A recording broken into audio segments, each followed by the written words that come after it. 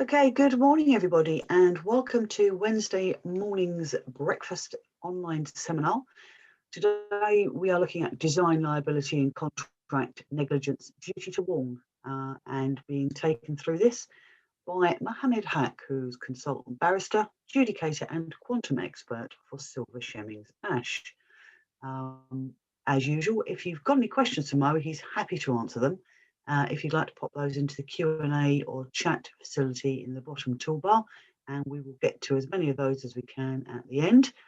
There remains nothing more for me to say other than over to you, Mo. Good morning and welcome to the breakfast seminar of Silver Shemmings. And today we are going to discuss the concept of design, negligence, and duty to warn as it exists in construction contracts. I will, time to time, refer to tortious liability and standards as well, because the two overlaps and roots are sometimes found in the law of tort. But primarily, my presentation is about design liability clauses in construction contracts, both express and implied. So I'm sure we all know that what model form contracts are. In the UK, for the present purposes, the most relevant ones or most popular ones are JCT and NEC. And right towards the end, I will briefly touch upon the differences of design liability clauses between JCT and NEC in general. But before or to start, the first concern for us should be to understand roughly. I'm not saying we will understand in detail here what design is. I assume that most of us know what design is. But roughly speaking, the design in construction project refers to the brief or the thoughts of the employer who wants, or the client who wants something to be built. His thoughts and ideas is then translated into plans, drawings, specifications, all sorts of instructions as how to build it, the concept, and that whole package is called design. And although sometimes many times lay people, they just think that a design means a set of drawings drawn by the architects, but that's not the case. In any construction project contracts, you have the structural engineers, you have the mechanical and electrical professionals to give you their part, you have the utilities to be designed separately. Sometimes foundations, or almost every time, foundations are done differently. So artworks involved, specialized units, parts like a swimming pool or sauna or this sort of things are there. And then there is the ever-changing needs of new green things coming up. So there are a whole range of professionals who are involved in designing the project to be built as such. The first thing for anyone considering to find out who's responsible is to find out the parties, because primarily the designs come from a group of third parties, not from the employer or the contractor. However, the contract in question is between the employer and the contractor, and then the contractor and the subcontractors. So who's actually liable in the contract of employer and the contractor? The scenario is that historically that the employer appoints the designers. And then that clearly means that the employer, the designers are primarily liable to the employer. Okay. Now, either because the contract itself is a design build contract, or because the contractor is liable for a particular part of the design, let's say mechanical and electrical, most common, then the contractor will have a direct contract with the designers. And then what is the position of the employer? So the designers are a third party group. They either have contracts with the employer or with a contract with the contractor. And what is the position between employer and the contractor? Normally, the contracts would make it clear. If not, if you are drafting a bespoke form, it's your first duty to do so. So in contract, the architect or other designers, we'll just refer to architect just because it's easy to understand the convenience. All designers will be included under the word architect in this discussion. So the designer or the architect is liable either to the employer or to the contractor based on their contract with the employer and the contractor.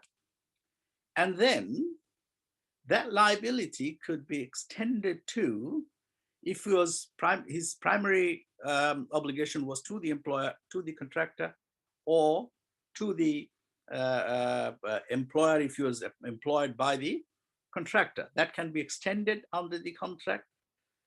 Alternatively, if the responsibility, which is the historical position, under the contract between the employer and the contractor, the responsibility of design is on the shoulder of the employer, then regardless of who created the design, employer will be responsible to the contractor and the contractor will be responsible to the employer. And we will see there are exceptions to this and how sometimes it shifts. Again, the basic principle is that, as I said, the historical position, the employer appoints the designer, and then the employer is responsible for failure of the design, good story, and the contractor can just turn around and say, it was not my responsibility to design. So if there is a failure, dear employer, go back to your designer and recover the money from them. Now, obviously, that's the plain fact scenario. And from that, the next thing to remember is if an express term shifts the burden to the contractor. And as I said, it obviously happens whenever it is a design and build contract. It's in the UK, we do not have a turnkey contract. We have design and build contracts through which the employers gets rid of, the employer gets rid of the design responsibility to the contractor and say, look, this is the concept design, and maybe sometimes the planning permission is already given on it. So take it and then complete the design, perform from it onwards. And it's not uncommon in a situation like that to add a clause that whatever mistake or discrepancy or whatever problem the build regarding the buildability or any other failure in spec is there, the employer is not responsible. So employer, in other words, employer and his designers could, through an express term into the contract between contractor and the employer, shift the responsibility of design and then just to get rid of, I'm not responsible for it. And then in the process of developing the design into the working stage and building it, if there is a problem with the design, the contractor becomes responsible. In any case, it's been kind of a common clause in employer and contractor contracts that when the contractor is building, if he finds some discrepancy or divergence between the design he has received and the details and any other spec or anything he finds not possible due to the site condition, it's actually his responsibility. So he has, in the modern term, in most of the contracts, the contractor becomes responsible, and he has a duty, the contractor has a duty to warn the employer that there is a problem with the design. And if the form requires the employer to design, in that case, the contractor may actually get some profit out of it by pointing it out, and then there will be a change, and the change might result into some extra value for him. Regardless of that, I've mentioned here the common law duties. The contractor normally within the contract, it said you are an experienced contractor, you are expected to act like a competent contractor, you are expected to follow best industry practice. All these lead towards various design responsibility and duty to warn. Because if you are a competent contractor, if you are following the best practice, if you are acting like a competent design and build contractor, so even though you do not have a design responsibility, you may come under a common law duty that is not expressly included in your contract to warn the employer or to suggest amendment to the designs. Now, that's more or less the responsibility. And the responsibility, as I said, are on the shoulders of three different groups. The number one, the group of professionals who have created the design. So they obviously has to stand up and take responsibility of it. Now that's obviously in contract with the immediate party with whom the professional has the contract. Meaning, if under the main contract the employer is responsible for the design, then the designer group or the architect is responsible to the employer. We'll see later on how that can be shifted. We've already discussed that through express terms it can be shifted. Now coming to the point that what is the normal standard? What is the normal standard of this design liability? Now, the standard of design liability is actually not or never been defined positively or as a concept. What actually happened in tort, when there was a design failure, the question in the context of the tort of negligence came in, and the tort of negligence defined that, just I go back for a single second to explain what tort of negligence is. In short, tort of negligence is a kind of responsibility which refers to a reasonable person. That means doing something which a reasonable person wouldn't have done in that particular circumstance or situation, or not doing something which a reasonable person would have done.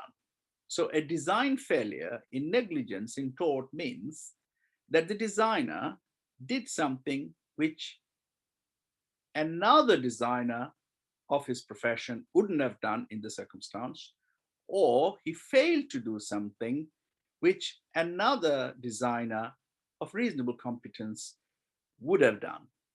So that's the extent or the standard of liability. And normally, this we call it reasonable care and skill responsibility.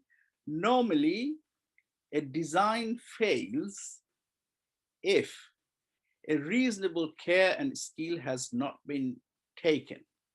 Or in other words, the designer didn't take reasonable care and skill in producing the design. That's been borrowed from the concept of the law of tort, and it's added into the express terms of contracts.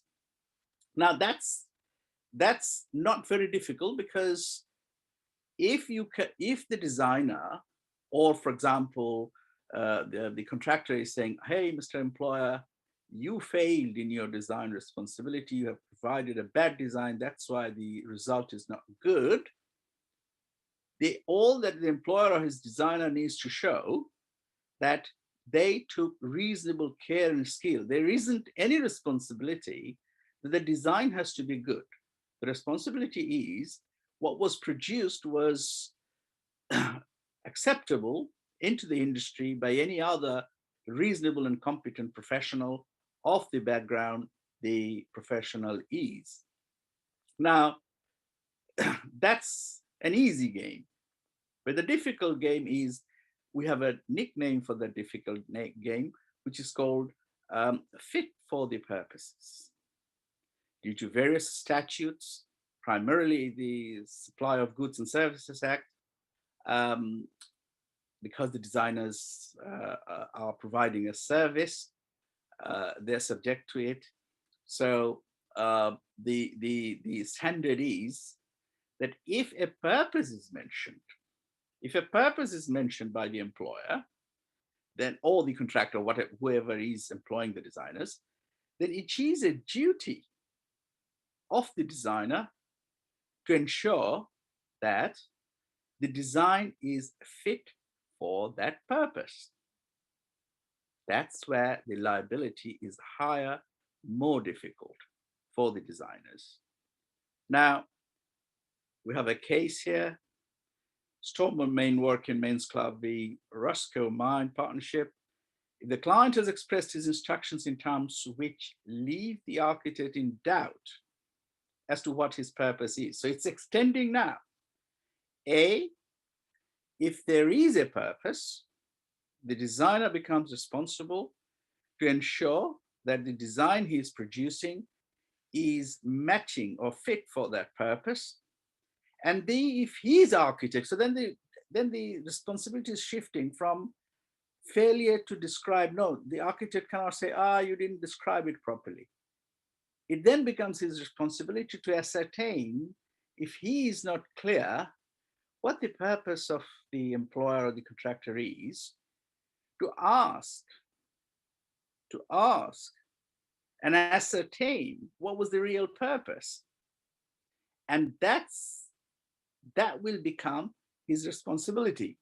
So even though, even though the express terms of the contract between the designer and the employer or the contractor, as the case may be, never says that the fit for the purpose. This is a nickname. This is not something like we have to think giving us any idea. It's only the nickname about the extended liability of a designer, and it is sometimes also called an absolute liability to produce a design in line of the requirements of the employer or the contractor. It's just that. So the architect maybe coming to an, despite the express terms are not saying so, coming to a responsibility to ensure that the purposes are met because of the implied term, and he has to not only ensure that the purposes are met, he has to, just the case law is there, he has to ascertain what the purpose was, if he has any doubt in his mind. So that's the extra extent of liability. Now, just to recap, the design liability may sit into the express terms of the contract. And I again repeat, the express terms, when I refer to, it may mean the express terms of the contract between the designer and the employer, or designer and the contractor, or the designer as in the beginning to the employer and then shifted to the contractor. It could come from entirely from a different source, an implied term, from the statute or from the common law, and that the degree of the responsibility under the implied term may be higher, because even though you have agreed into the express terms the liability of reasonable duty to take care, it could be that you end up in a liability of fitness for the purpose. And so the limiting the liability will become an issue. And then we got to remember that if it is a matter of reasonable duty to take care, the rules to ascertain the extent of the liability of the designer, the rules of the tort of negligence may be borrowed. Now, the duty to inspect and the net contribution clause. Now, sometimes the designers are also made responsible under the contract when the buildings are done or the works are completed at the point of taking it back, at the point of employer taking it back from the contractor, the work's been completed, to inspect. So the designer's responsibility is not only limited to the design and then produce a good one and go away. It could extend up to taking back the works, and at the time they may need to survey to see that the design has been complied with and produced the intended result as described by the employer. And one such time, the designers, they try to limit their liability, and which is called, one of the examples in this case, as has come from this case, is a net contribution clause, which is also called as a proportional liability clause. And it sits into the model forms of contracts between the designers and the employers, and so on and so forth, you know. And this type of a clause was tested, in this case, West and Ian Finley Associates, quite recently. And the court decided that the architect was liable for failure to inspect mechanical and electrical fittings. The Court of Appeal held that the architect was entitled to rely on a net contribution clause. So although you have a liability, in other words, the Court of Appeal is saying that the liability can be limited by express clause, in this case, by a net contribution clause.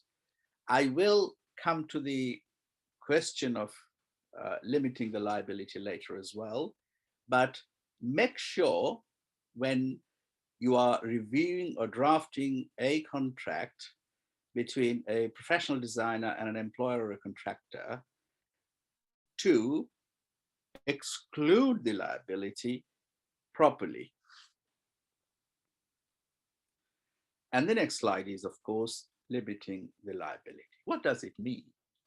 I mean, the famous case in 1966, Hedley Byrne and Heller and Partner, the House of Lords decided that a professional could be held responsible under a duty of care, taking reasonable care and all these.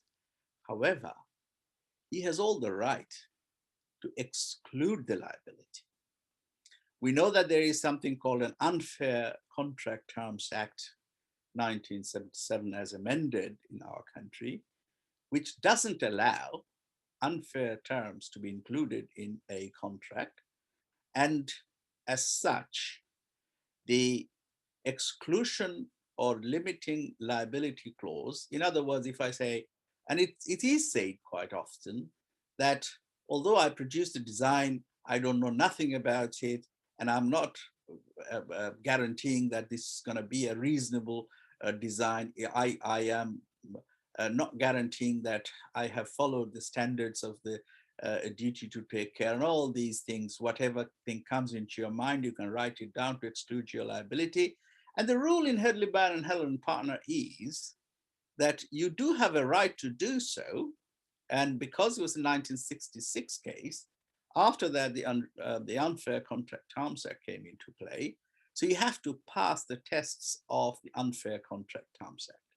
I'm not discussing the consumer contracts, the responsibilities are higher there, but in general, the business contracts and construction contracts, a vast majority of construction contracts are contracts between two business houses. So these are business contracts. You can, provided, limit your liability any way you want, provided it was reasonable to do so. By the word reasonable to do so, it doesn't limit your ability to limit. What does it mean is you have given a full, fair, free disclosure to the other side, okay? That why this is so in business contracts, because the risks are managed through insurance. So if the risks at common law and other places under a particular shoulder, you can always say, hang on a minute, I don't care. I'm not going to take this responsibility. You take it. You take an insurance to mitigate it if any loss event happens. That's quite reasonable, provided you give free disclosure. Now, I'll just give this one case law about this, that if, and again, that's the complex side of it, that the contract said, McDonald was the designer, that this document had not been used in circumstances other than that, those for which it was originally prepared and for which McDonald Limited was commissioned. McDonald accepts no responsibility for this document to any party other than the person by whom it was commissioned, meaning simply that employer appointed us, we prepared the design for the employer. If we have a mistake, the employer will ask us and we'll be responsible. If it goes to contractor's hand, we're not responsible for them, okay? Now, fine. This is one of the ways you try to exclude the liability, and think what? This is going to be checked by the court, or was checked by the court, to find out what is the scope and extent of this exclusion.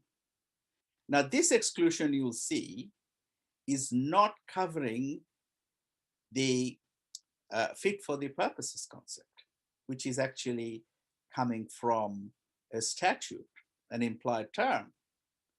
And that's where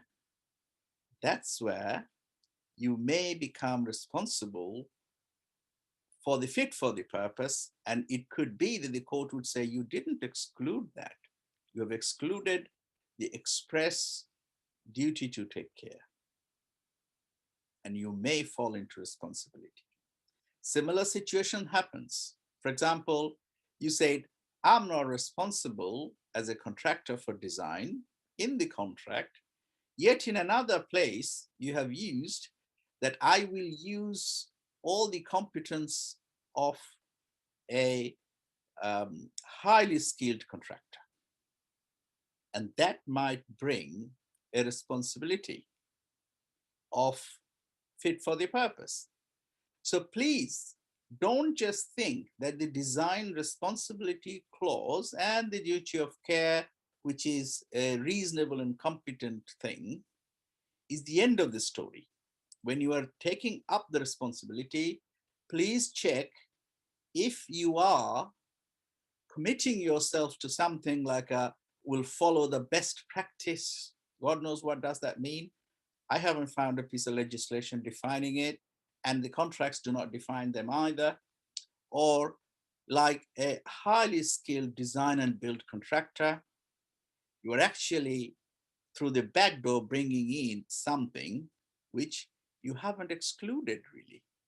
So that's the thing to keep in your mind, that the limiting of the liability is possible, but there are pitfalls. So it's better to go to professionals to draft any text of a limitation of liability clause so that in future you don't get into a trouble. Now, how long the designers are responsible for? Normally, if there is a contract ordinary way signed and executed, by that I mean in a piece of paper, names and all these are there. In that case, the liability is 6 years from the date of the breach of the contract. And more contracts are nowadays signed as deeds. And whenever you sign a deed, your responsibility is up to 12 years. And if in case, for one reason or the other, the contractor or the employer brings an action in tort, then the liability is 6 years from the date the damage was suffered. That's the limitation period. Now, I've already discussed what limitation periods, what implied terms you should be careful about. And I would request to remember the implied term of fitness for purpose. It's really onerous against the professionals. I would also ask you to remember other terms under the Sales and Supply of Goods and Services Act. And I would also ask you to check if there are any broad references, such as good practice, codes of conduct, or anything else within the contract, which may bring in liability on your shoulder through a back door. These are the areas you should be careful. JCT versus NEC. As I said right at the beginning, that the two most popular forms are JCT and NEC. The JCT rule is, I mean, obviously, if it's a design and build contract, the contractor is responsible like that. If it is a contract other than design and build, obviously you are responsible, the employer is responsible. Regardless of that, the point is the normal duty to take care, reasonable care is the standard in JCT. It's more or less stated. And the contractor is only subject to a duty to warn when he finds a divergence or a discrepancy between the documents in employer's requirements and all other documents. That's it, JCT. So no question of an express term for fit for the purposes under the JCT suit. Interesting. But as I mentioned earlier, it can become a part of the contract as an implied term. And especially if when it's a design and build contract, the employer's requirements sometimes give you the purposes. Or as we've seen, if you are not sure what the purpose of the design brief or the employer's requirements is, you have a duty to ascertain that. Now, NEC, interestingly, has given the option to choose between the two or the both. So the NEC, it's the duty, if you are entering into an NEC contract, you have the option to limit your liability. It's inbuilt there. Whether the duty is to take reasonable care and show your reasonable skill, or the design has to pass the fit for the purpose test. You have the option.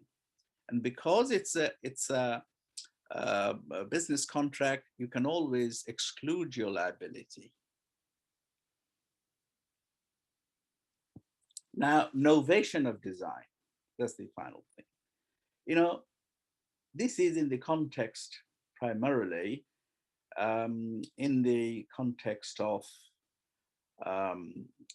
design and build contracts. The employer has appointed the architect or other designers. They have developed it up to a stage. The project is then tendered. The contractor is responsible to develop and complete the design and build it in accordance with his own design as developed. And what about the design already been completed? Normally, through an express agreement, what we call a novation, it's shifted to the contractor. All the designs are taken up, and the contractor becomes responsible and the designer becomes responsible for all the design under the, normally this is agreed under the novation agreement to the new party. So that's the novation scenario. As I said, it is only done in design and build contracts. And I'm done. But for the questions, of course. That's great, Mo. Thank you. We have got some questions coming in. Sure. Firstly, in the case of JCT D&B, if there is an error or the employer's requirements are not accurate in their description of what is required, would the contractor's M&E subcontractor have the option to come back to the contractor stating the ERs are not fit for purpose and therefore a change or variation to the contract? Or would the contractor have passed on this responsibility via the design responsibility in the subcontract or by the means, implied terms, express terms, otherwise? Is there a case to go back to the employer with a change request? Yes, you are absolute. If the failure is in employer's requirement, you not only have an opportunity in a design build contract, you have rather a duty to be clarified as to the particular aspect of the employer's requirement. And if the employer's requirement is not clear, he has to provide a clarification. And when he provides a clarification, if it changes the employer's requirement, it doesn't become a change automatically. A clarification is not a change. If it does change the employer's requirement, you started with an error was there, you pointed it out, fine. And the employer obviously will have to come back to you as to the employer's requirement, because your duty is to develop the design. Your duty is not to start designing.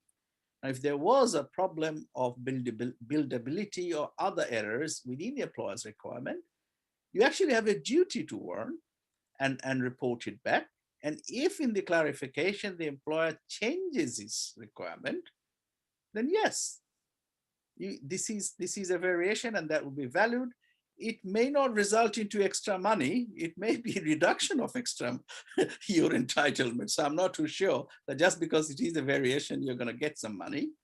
So it will be valued, and you'll be valuing through the evaluation process of the JCT under design and build. It's under the section 4 of the conditions. Okay. Okay. Next question. 5. Okay. Contractors often ask for liability caps to be lowered and lower corresponding insurance levels. How does an employer determine what is fair for the contractor? Well, To be honest, this is my 25 years experience. There is no rule of fairness in it. Lord Denning tried a lot to bring fairness, and his idea was who was in the best place to procure an insurance. So it's a risk, right? And we are distributing the risk or sharing the risk or shifting the risk from one to the other. And obviously, historically, the industry is the employer wants all the risk to be taken by the framework or the main contractor. The main contractor wants the subcontractor wants it to be the subcontractor. So all the guarantees are taken. The people who finance the contracts, they also take extra bonds and things, collateral warranties, whatnot, so that it shifted. So one theory is that's the fairest thing to do. Shift the liability, draft. And I found, when I started my career in 1990s, I found that that's been the rule, the draft a very, very extensive clause so that your all liabilities are shifted, even though you take the insurance as an employer. But as I said, Lord Denning's prudent head in the Court of Appeal, he thought, no, look at the market, who is in the best position to take an insurance to mitigate the risk and distribute it accordingly. Okay. What duty to warn does a contractor have where it is not design and build and there is no design portion? Is it only where there is an ambiguity and inconsistency? Well, obviously, if the contract's primary risk is design risk is with the employer, then as you said, contractor will be responsible only if he finds a divergence or a discrepancy. Okay, but if the contract also says that the building has to match some purposes or fit for the purposes, and if you find that the particular design, because you're the specialist, normally in the contract it's stated you are the specialist contractor, you have all the knowledge in the world to do everything correct. So if you find, okay, you're asking me to build this, let's say this swimming pool like this, or this sauna or whatever steam room like this, but if I do it in your design, you have a risk that of some damage quickly coming up. If you see this, then you being a specialized or took the responsibility of appointing a specialized contractor, you will have a duty to warn, although the design responsibility was not yours. Okay, someone's writing here that they are in a situation where they have no express design responsibility. However, their client is engaged under a full D&B contract. They are being instructed to supply and install a product that they believe does not fully meet the applicable British standard. And despite bringing this to their client's attention, they're still requiring them to provide the product as instructed. Do they still have to proceed as instructed? And if so, do they become liable for any future claims that may arise as a result of a product not fully meeting the British standard, notwithstanding their warning? Now, in contracts, there are contradictory clauses like that you are to build complying all the rules, regulations, standards, etc., applicable in the UK. Now, under that, the contractor becomes responsible to follow the rules, and it could have an involvement of the building regulations as well if it is failing their standards. However, assuming that it is not failing their standards, the best way, because it's a practical situation, to handle this is to go and get a clear letter of stating that the employer will not hold the contractor responsible in such situation, or if the contractor becomes responsible to some third parties, including statutory authorities, the employer will come and join and take the share of the responsibility 100% back to their shoulder. Okay. Someone else is asking if under JCT SBC there is a CDP, that's an awful lot of acronyms in just the first part of that sentence, but there is an error in the base design intent, would the correction of this error constitute a variation? Again, as you have postulated the way the question you have set, I would say it will be a variation or a change provided the design intent has been changed.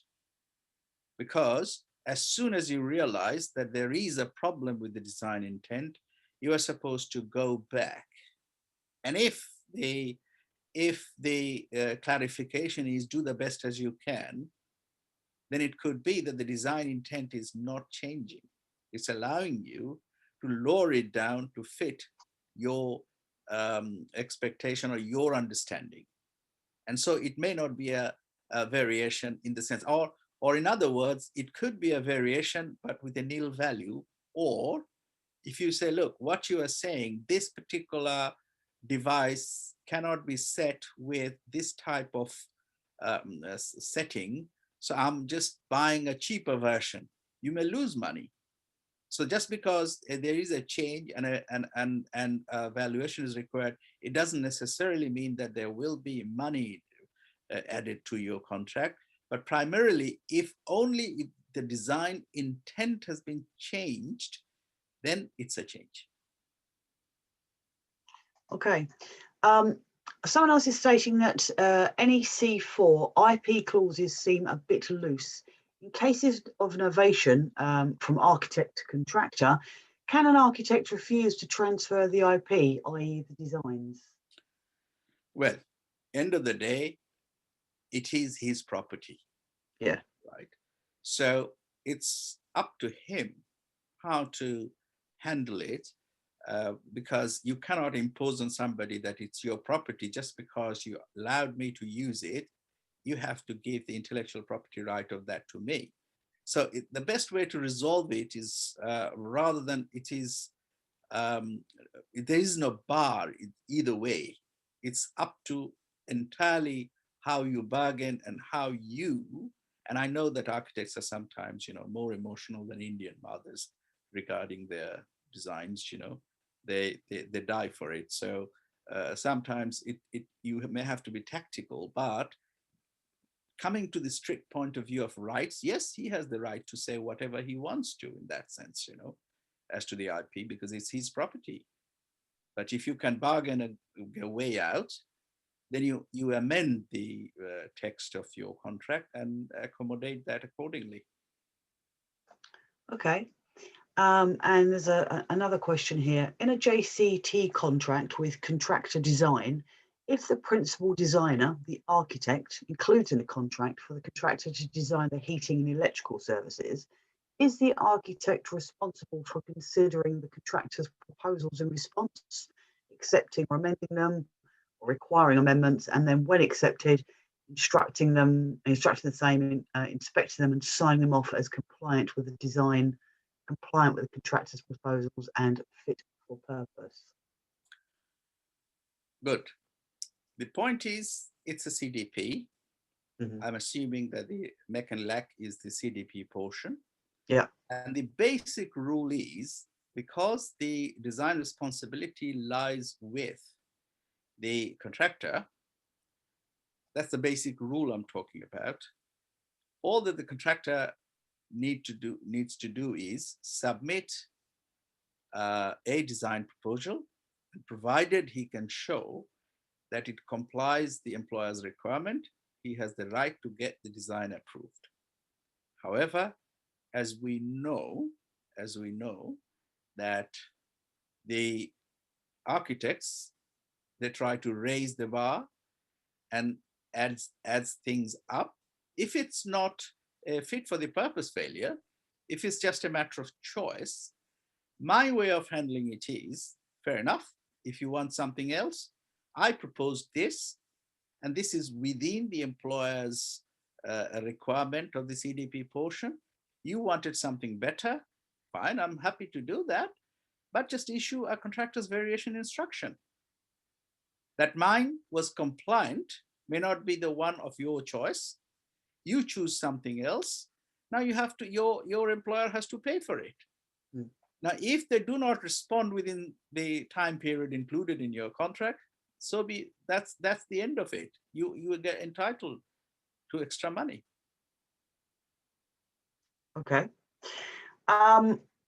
Following on from the first question that we had, if the contractor's M&E subcontractor has failed to meet his duty to warn the employer, does this then mean there is no opportunity to go back with change, as we or the M&E subcontract has failed to warn the employer when tendering the scheme? Can you repeat this, Julie? Because Of course. If the contractor's M&E subcontractor has failed to meet his duty to warn the employer, does this then mean there is no opportunity to go back with change, as we or the M&E subcontractor has failed to warn the employer when tendering the scheme? Well, you are essentially talking about two different things.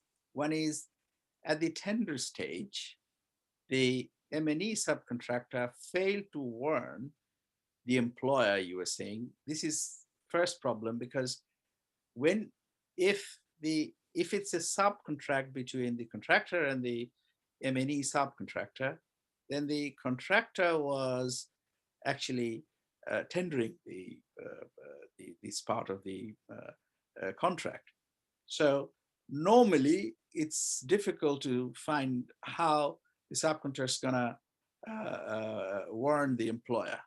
But once the contract is entered into, sometimes the design responsibility is shifted to the specialized contractor, and there are guarantees or collateral warranties under which the M&E subcontractor becomes responsible. And it will all depend on what that particular guarantee or the warranty has provided for, But I find it difficult to conceive that the M&E subcontractor had an opportunity, how he had an opportunity to or responsibility to warn at the tendering stage, because employers are not generally involved. Okay. Someone else is asking, can you expressly exclude the implied term of fit for purpose as an amendment to contract? You can, of course you can, provided it's reasonable to do so. And as I said, for reasonable to do so, the Unfair Contract Terms Act is the applicable thing, and the tests provided by them will have to. But as I said, you could at the same time take on your shoulder something like the best practice or whatever other thing is within the contract or in some schedule, which makes you liable for fit for the purposes through the back door. So it's not only excluding the conditions or the articles of the main contract, it is excluding all the implied or the terms that arises out of implication within the contract, all the contract documents, all the schedules. So it all depends how you draft it. Right. Okay. And where it is a bad design issue, what if the employer doesn't listen? Are you still obligated to build to that bad design? Well, first of all, who's responsible for the design? Let's take it like a linear process. If the employer is responsible for the design, then the contractor has only a duty to warn. And if after the duty to warn, employer comes back and say, this is it, go ahead, the best thing is to, if the employer doesn't sign a letter, give a letter to them that we are proceeding on this basis. We don't think the design is proper, because I would not like to use the word bad and good, because that's a subjective choice. It's whether it's a reasonable design and it's fit for the purpose and it complies the statutory and other obligations. If it's not, let them, and if they ask you to do so, even that could be a CVI, non-valuation CVI, that we are building but not taking any responsibility. If you are held responsible to third parties, you will be responsible and come on our shoes. Okay. Right, that appears to be all of our questions for today. So it just remains for me to thank you very much, Mohammed, as usual, for sharing your expertise and answering quite a few questions there. Doesn't matter if people have more questions, I'm happy to answer. Just no problem. As we always say, that you will happily take any queries by email. Mohammed Haque at silverllp.com is how Mohammed can be reached. Additionally, we have another seminar tonight, and that's with Richard Silver, the latest in his construction essentials, where he'll be talking about extension of time. So if anyone would like a place on that, please email seminars@silverllp.com and we will book you in. Thank you very much, Mohammed. Thank you very much, everyone, for attending. We hope you all have a great day, and we will see you soon. Thank you. You're welcome. Bye. Bye-bye.